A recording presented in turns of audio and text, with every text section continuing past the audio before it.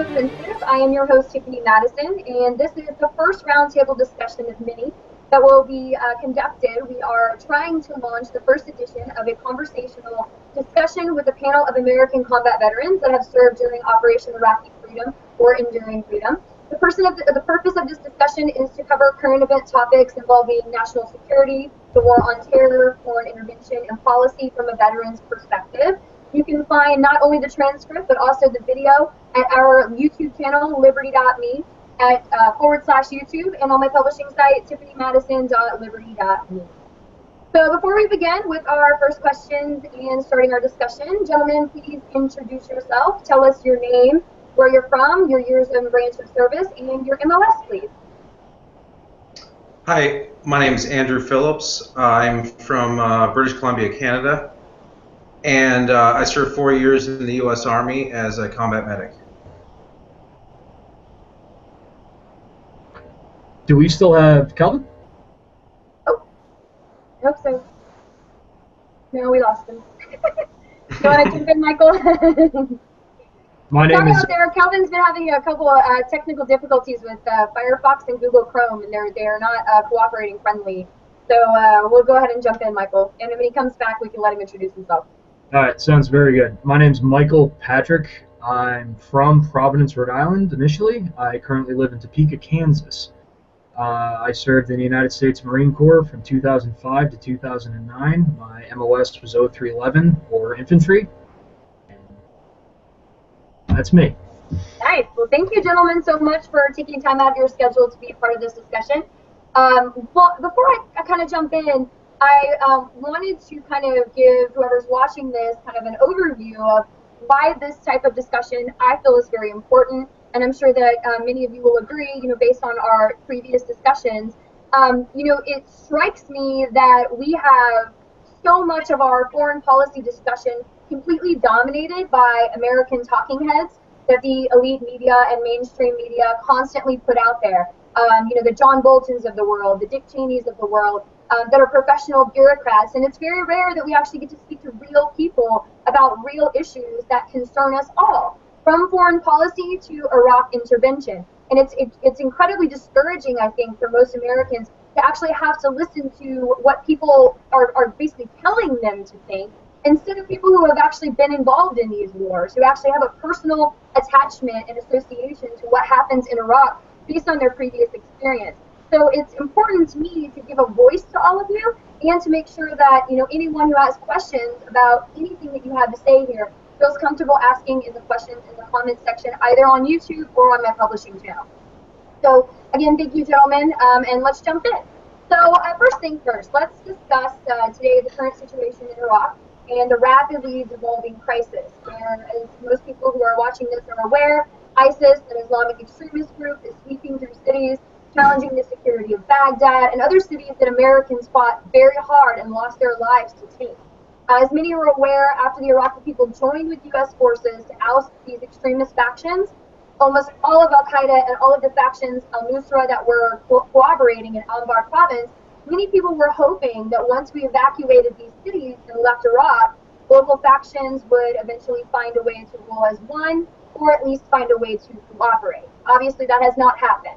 So as many experts warned, Washington once again was wrong. So many of you served in Iraq, and critics say that the war was pointlessly destructive. Others say the impact on the local population was both negative and positive. That it had its good, it has its pluses and its minuses, its good and its drawbacks. In your opinion, what did the American people accomplish by actually toppling Saddam and occupying Iraq? Andrew? Well, I think the biggest thing we got out of going into Iraq was we got rid of a terrible dictator. Whether there was weapons of mass destruction or not, it's debatable, but we do know for a fact that he used chemical weapons on his own people. And it really makes you wonder what he would do to his enemies if that's what he's doing to his own people. Even when it was reported that Assad used chemical weapons on his people, people who were against the war in Iraq were very concerned that he might use chemical weapons on neighboring countries, specifically Israel. And Another big thing that we got out of going in there was we were able to heavily invest in the Iraqi infrastructure. That wasn't very economical for the United States, but after the Persian Gulf War, Iraq really needed new schools, new roads, and just a basic framework for creating an economy that could flourish. Okay. Michael? That's a really good question. I was in from 2005 to 2009, so I didn't see the start of the war, and I didn't see the end of the war specifically. I got right in the middle there. I can't speak as to what it was like when Saddam was in power, and it's hard for me to speak for what happened after we pulled out, other than what I get on the news, and as you said, the talking heads say.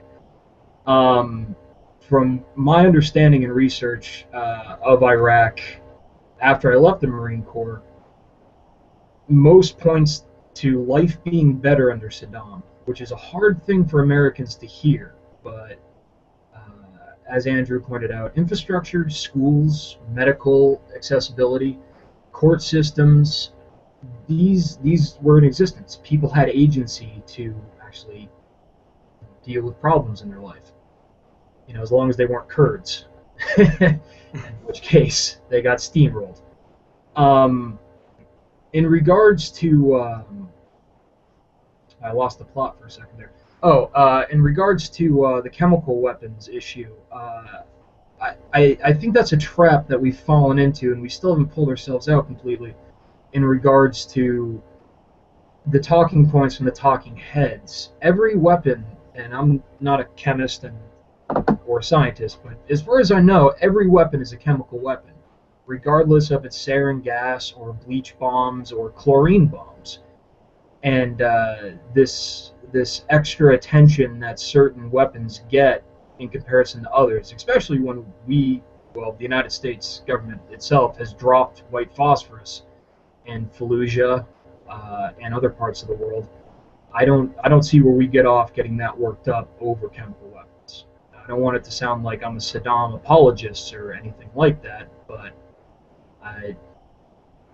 it still does me in when people make a big deal out of that. I have to agree with you. Dresden, the fire bombings that took place, both the UK and the United States during World War II, our actions since that era in Vietnam really do almost evaporate any moral authority we have to determine what other nations can do, and especially using chemical weapons that we almost funded in several different instances. Andrew, I kind of want to challenge your notion that all this infrastructure was provided. During, and maybe you can shed some insight based on things that you have seen, especially in regards to medical care. Many of the books I've read and the veterans that I've spoken to during crisis counseling or even post that VA interaction, or just the gentlemen that I interact with often that serve there, really felt extremely frustrated because they didn't believe that the United States government and Washington bureaucrats really had a plan. And so once we actually went in and toppled Saddam, we didn't, the Iraqi people were looking to us for some actual organized structure and a plan, and we were kind of like, it's up to you guys, now figure it out. So water, sewage, electricity, there are huge swaths of that country that had none of that after we came in and bombed and obliterated entire areas of the country and destroyed and leveled huge parts of Baghdad, including water treatment facilities and electrical grids and all that fun stuff. So, what is it exactly, if you can be specific, that you feel that we provided in terms of infrastructure that still stands or that maybe has a legacy into the future?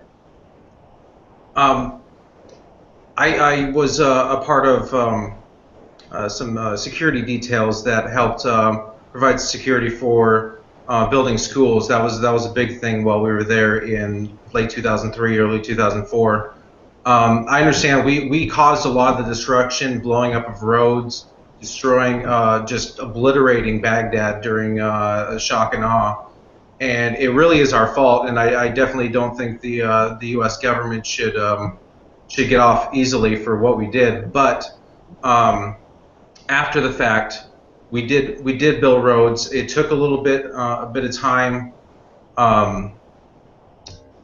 It didn't happen immediately, and I think that's where the Iraqi people were frustrated. Was we just came and destroyed their home, that we had no right to be there, and they would have rather had Saddam than us shake everything up over there. But eventually, after time passed and some people got their heads out of their asses,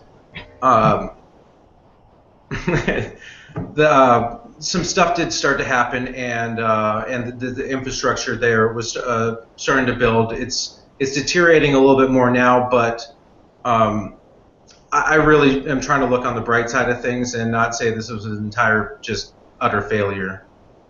Which is understandable. You know, comparing Afghanistan and Iraq, I don't know if either of you served there. I've done quite a bit of very depressing research on the money pit. Vice did a phenomenal documentary where they actually went to this massive power grid that cost the taxpayer, you know, millions and millions of dollars, and no one in Afghanistan knows how to maintain it once we leave. So, you know, we've donated aircraft and we've donated military equipment, and it's all in a scrapyard. Literally, the materials that build an Apache helicopter, you know, this $1 million machine, nobody knows how to fly it, refuel it, fix it, you know, repair it. So they're just scrapping the metal and then selling what the taxpayers, I mean, again, war is a racket. So we get foot the bill. It stays in Afghanistan, they scrap it in metal because they can't figure out how to operate with it, and then it goes to fund, you know, Islamic extremism over in Pakistan.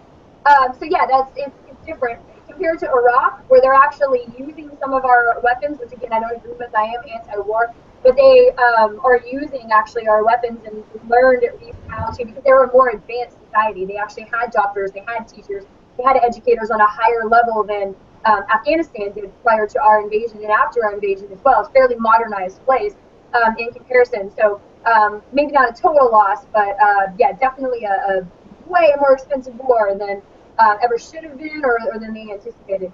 My second question is kind of folds into that. So, you know, there is a lot of armed, you know, chair quarterbacking and, you know, looking back in retrospect, I'm guilty of this as well. When you look at the invasion and the complete and absolute lack of plan. This goes from Paul Bremer disbanding the Iraqi military all the way to, you know, Petraeus basically having to step in and fill the shoes of what diplomats were doing on his own, just to try to come to some peace with these local tribes. There were various strategies that were employed in the Iraq War, starting from the beginning all the way to the pullout.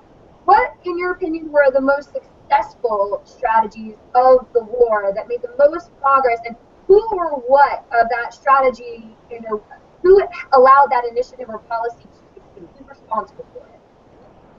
I think the greatest strategy that came out of their for the Iraq War was being able to the Marines working with the people of Fallujah to get rid of Al-Qaeda in their city. When I was there, Fallujah was a huge hotspot for violence. Convoys were constantly getting hit. Helicopters were constantly getting shot down. And I'm not sure exactly when or why this happened, but shortly after I left in mid-2004, the Marines took over, and it just kept getting worse and worse. And finally, at some point, the people of Fallujah, I guess, had enough and said, we were sick of Al-Qaeda killing our children, controlling our lives, and they decided to work with the Marines there and get rid of Al-Qaeda, pretty much eradicate them completely from the city at the time. And I actually had the pleasure of talking to Donald Rumsfeld about this, and he really saw that as a turning point for the U.S. in the war. Pretty much nothing had gone the way we'd planned, other than the original invasion of Baghdad up until that point, and it was kind of this little bit of the ray of light shining through the clouds at the time. Michael? The most successful strategy, what usually gets talked about in regards to most successful strategies or the competing successful strategies are of course, the surge or the Anbar awakening. I think that's what Andrew's alluding to there. I don't know if that was during that timeline in Fallujah or not, but it was when the local populist leaders came to the Marines specifically and said, hey, we need weapons, we need logistics, and vehicles would be nice, and we want to make this work. If you want to know more about that, I highly recommend Cobra 2 and Endgame. Almost, yeah. A little bit longer. Go ahead, Michael. Sorry. All right. Sorry. It's quite all right. In regards to the most successful strategy, though, I would say the Iraqis not signing the SOFA that President Obama wanted. I would definitely say that was the most successful strategy for helping Iraq. It made it so that we could not stay there any longer and do any more damage. Behind that, I would say Petraeus's idea when he took command of getting us out of the giant FOBs, the forward observation bases, and putting us out in the little battle positions. It put us out amongst the Iraqis, but we didn't have the support or the numbers that we had previously. So it forced us to interact with the Iraqis, get to know them better, and understand their wants and their needs, also their complaints. I would say that was the second best strategy in regards to the American perspective. That was probably one of the worst in regards to the Iraqi perspective, because instead of Al-Qaeda, Al-Nusra, and other Islamic extremist groups fighting American forces at large bases such as Al-Assad or Al-Qaim, they were out on every corner outpost attacking them there. So what worked best for Americans may not have worked best for Iraqis. I would agree with you. The Anbar awakening would probably be my choice as well. I think that a lot of people overlook the very critical relationship that took place. Essentially, they had these radical extremists that were killing people for drinking alcohol, and you're seeing the same thing happening in Syria as well. They didn't want to work with the Americans, but they didn't want to work with those guys either. And so it took so much bloodshed and slaying and massacring before they decided to, all right, who is the devil that I know? Who is the worst in this situation? I'm going to go with the least worst. And the American people who had seen, our brothers die and be mutilated by, IEDs that the locals were helping these radicals plant in exchange for money, that was able to be curtailed a little bit because they decided to actually participate in that awakening. Neocons and proponents of the war also use that as this kind of strategy that should be emulated at all times. Unfortunately, it has miserably failed in Afghanistan, and there's no evidence to show that that would actually help in Syria should Americans foreign intervene. It's almost like an occupation has to take place in order for that to ever unfold again successfully. And given the loss of life and the bloodshed, even though it did end up being an ultimate success in terms of what was good for America, I wouldn't trade another Johnny Johnson from flyover country for 1,000 of them to have freedom and an awakening, in my opinion. So moving on to the next question. What was the most detrimental or counterproductive policy initiative? Who was responsible for that initiative becoming policy, and what do you think should have been done differently? If you'd asked me this a couple years ago, I probably would have said the Patriot Act. Even though it really had more to do with 9/11, it was really part of the whole Bush era fear-mongering. Everybody's a suspect because America's everybody's at danger, at risk of being hurt. But lately, I've been looking into the Iraqi Kurdistan area, and I think the creation of this is the worst thing that came out of the war. For anybody who doesn't know about Iraqi Kurdistan, the province was created after the initial invasion of Iraq, And this really pissed off Iran and Turkey because they'd been trying to squash Kurdish nationalism for quite a while. And a lot of the speculation going on from those countries right now is that they're trying to develop an actual Kurdistan state. And if this happens, Iraq, Iran, and Turkey are all going to lose large oil reserves and pipeline access to the Black Sea. And on top of that, it's causing a lot of problems in the Iraqi, what do you call it, the Iraqi parliament between the Sunnis and the Shias, and really causing what do you call it, balkanization in the Middle East.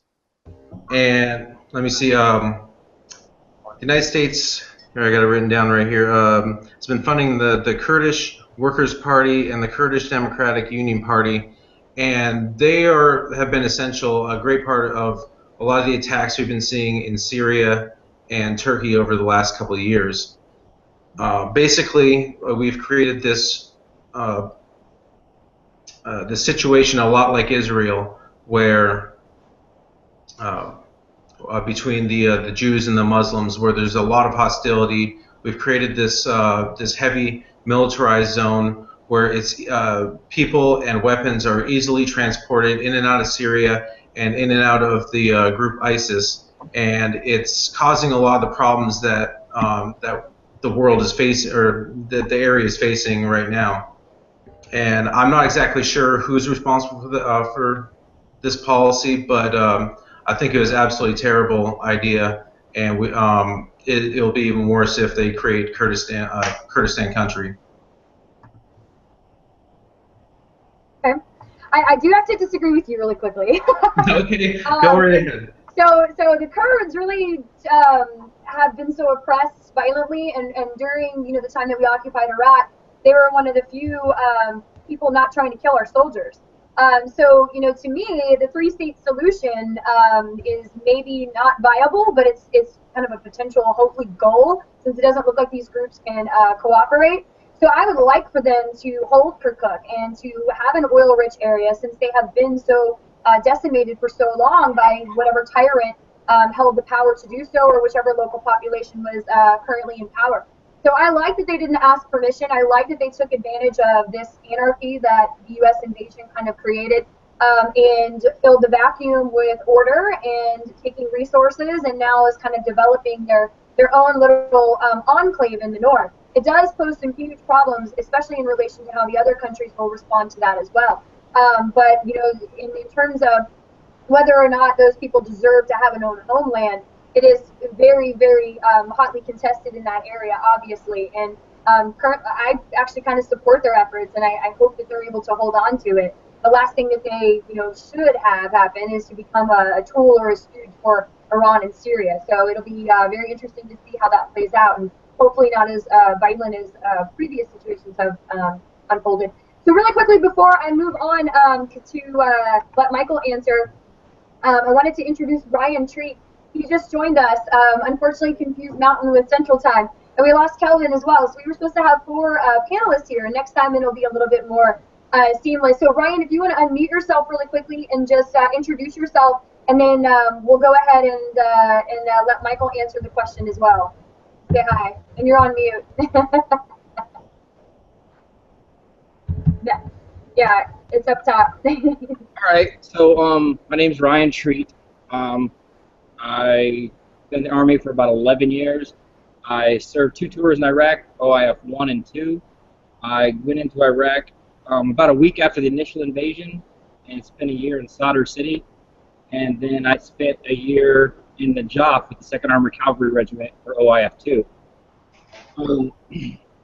Still active duty. What else did you want to know? No, that's great. That's perfect. That's actually exactly what it was. I'll post the question in the chat here so that you can get up to speed. Michael, if you want to go ahead and tackle that question, let us know what you think. Yeah, sure. Thank you. Welcome, Ryan. Good to have you. Thank you. Not at all. The question was, what was the most detrimental or counterproductive policy enacted Hands down, after the invasion was over, the worst policy got put into place. That was aiding and funding, supplementing, and subsidizing al-Nusra, the Free Syrian Army, and al-Qaeda out of Syria, which ended up spilling over into Iraq. We saw similar results in North Africa after Libya was bombed in 2011, I believe that was, and the Maghreb and the Sahara went to pot because it destabilized an area and it helped Al-Qaeda, at least Al-Qaeda in regards to the Arabian Peninsula and then North Africa. Now, there is no one in place to stop them. We are funding them, and they are not lacking for troops, money, or help. I would say the funding of Al-Qaeda and Al-Qaeda affiliates, hands down, is probably our worst policy in regards to the safety and prosperity of Iraq. Good. Thank you. Ryan? Okay. Well, I always felt like the most counterproductive aspect of what we were doing in Iraq, and I was in Sadr City when I was in Baghdad, kind of a hotbed area, is the nature of an occupation itself. You have to use heavy-handed techniques. So the nighttime raid, the gun confiscation, the checkpoints, all of these things that no American would put up with for a second are things that are necessary as part of an occupation. So we spend so much of our time actually, oppressing the people who ostensibly increase their freedom, which is kind of a lot of cognitive dissonance. And then, again, is the collateral damage. I mean, everybody always talks about American life lost, but really the American life lost is just a smattering compared to the smaller numbers, the smaller estimated numbers of 100,000 Iraqis per day. So,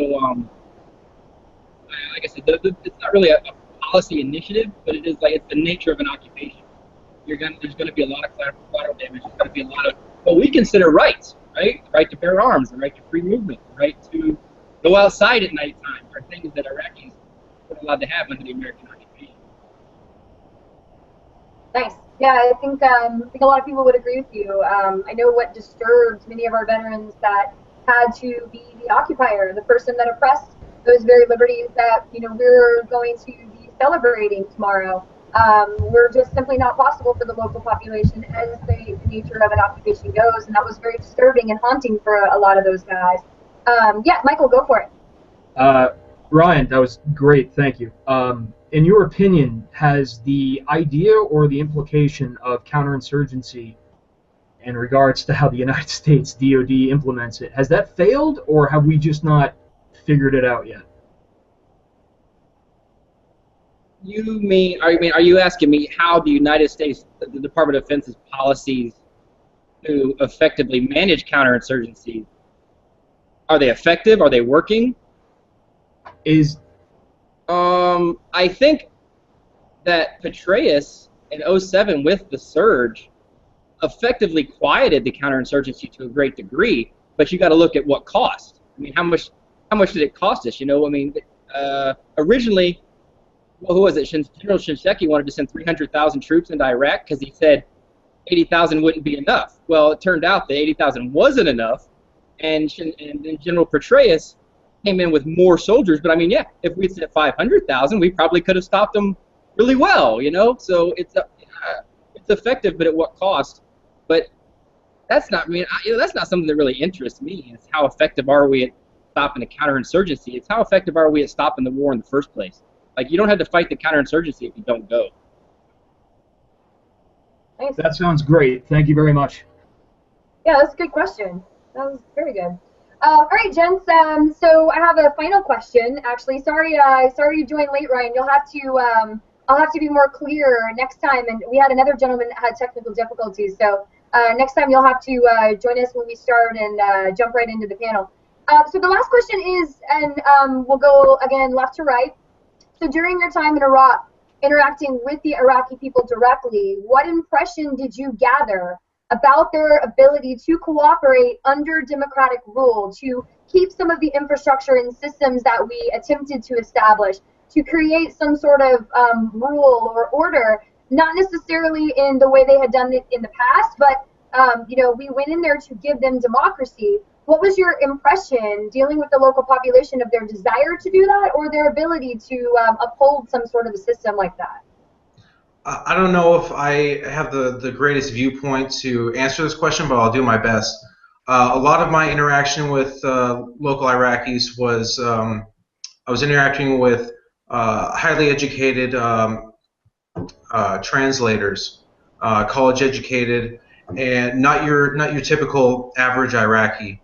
And the ones I was able to have long discussions with, they seemed like intelligent people that could handle a democracy a lot like the United States. But like I said, that's not the average Iraqi. My interactions with your average Iraqi was very fake. They put on this this fake smile, and they give you a thumbs up, and they say George Bush #1, and it's like, oh hell no, hell no. And so that was kind of the only interactions I really got with the local people outside of our translators. Has it disappointed you to see the situation devolve and all of the concurrent violence since we've removed ourselves from the country?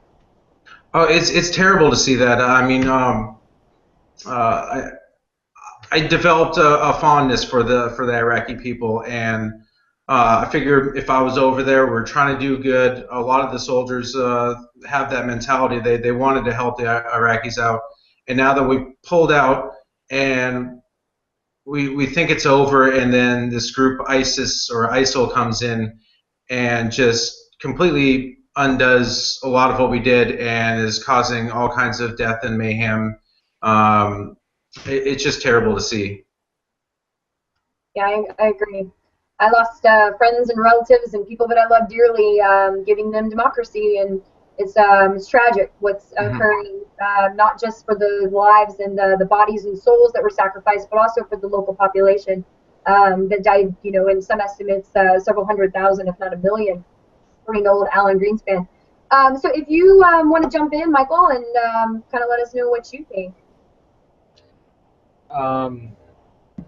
Something that's lost on the Americans, not just those back home, but also those that went there, and some, I'm not going to say all members of the DoD, but some members of the DoD, after a while lose sight that the Iraqis are people, and they want essentially what we want. They want to have their families, they want to have a job, have their property, be left alone for the most part, go to church or the mosque, and live their lives. And I think that's lost in a lot of people. I spent my time in Iraq in smaller cities, never Baghdad and the largest cities there, but outside of Ramadi, and gone through around Fallujah a time or two, and I was around the farmers, and I was around the butchers, and I was around the mechanics and the electricians and the construction workers. And it's hard for me to differentiate the difference between an old man in Iraq working on a lavender field and my grandfather, who is like 70-something now and still works in his garden. And they both want the same things. They don't want soldiers in their yard. They don't want police kicking down their doors. And they want to be left alone for the most part. Do they give a damn about the democratic process or what form of government rolls over them? If they're left alone, they don't give a shit. They don't care. Now, I say that after my second deployment, spending time living with the Iraqi army and training them.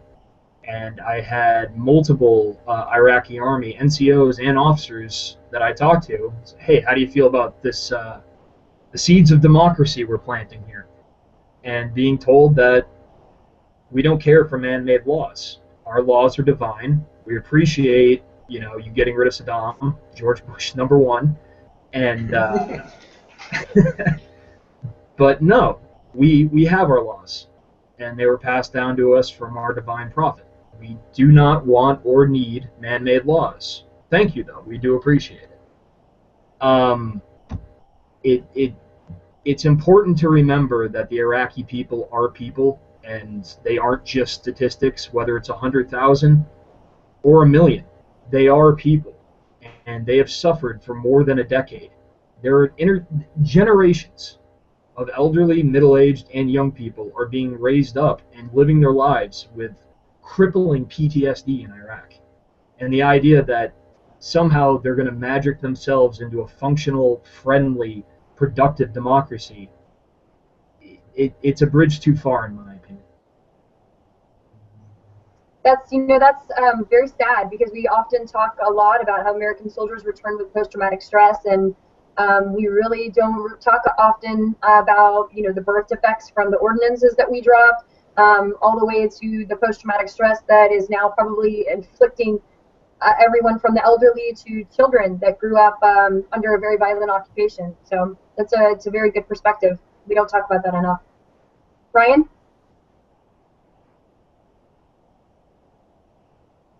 Okay. Well, I really don't have a lot to say on the topic, based because of the nature of my mission, and specifically the nature of my specific mission and my unit's mission. OIF 1 and 2, I really didn't have a lot of contact with the Iraqi people, other than seeing them. I mean, yeah. Specifically to answer that question, I don't. Thank you. That's not very interesting. Yeah, I appreciate your honesty, at least. Thank you. Okay, cool. Well, sorry you got here late, Ryan, but we'll do it next time. It'll be. I appreciate you joining at the hour, so we very, very appreciate that. So thank you, gentlemen, so much for taking the time to speak with me today. Please join us next time for a roundtable discussion. I'd like to do this probably about twice a month on these matters regarding foreign policy, war on terror, interventionism, you name it, from a veteran's perspective. And you know, this stuff is important for the American people and other veterans to hear. So you can find a general transcript of this interview on my publishing site, tiffanymadison.liberty.me. And of course, like, share, and subscribe from Liberty Me's YouTube channel. Thank you. Thanks, guys. Thanks. Policy discussion completely dominated by American talking heads that the elite media and mainstream media constantly put out there. You know, the John Boltons of the world, the Dick Cheneys of the world, that are professional bureaucrats. And it's very rare that we actually get to speak to real people about real issues that concern us all, from foreign policy to Iraq intervention. And it's incredibly discouraging, I think, for most Americans to actually have to listen to what people are basically telling them to think, instead of people who have actually been involved in these wars, who actually have a personal attachment and association to what happens in Iraq based on their previous experience. So it's important to me to give a voice to all of you, and to make sure that, you know, anyone who has questions about anything that you have to say here feels comfortable asking in the questions in the comments section, either our YouTube channel, liberty.me, at /YouTube, and on my publishing site, tiffanymadison.liberty.me. So before we begin with our first questions and starting our discussion, gentlemen, please introduce yourself. Tell us your name, where you're from, your years and branch of service, and your MLS, please. Hi, my name is Andrew Phillips. I'm from British Columbia, Canada, and I served 4 years in the U.S. Army as a combat medic. Do we still have Calvin? Oh, I hope so. No, we lost him. You want to jump in, Michael? My name is. Out there, Calvin's been having a couple of technical difficulties with Firefox and Google Chrome, and they're not.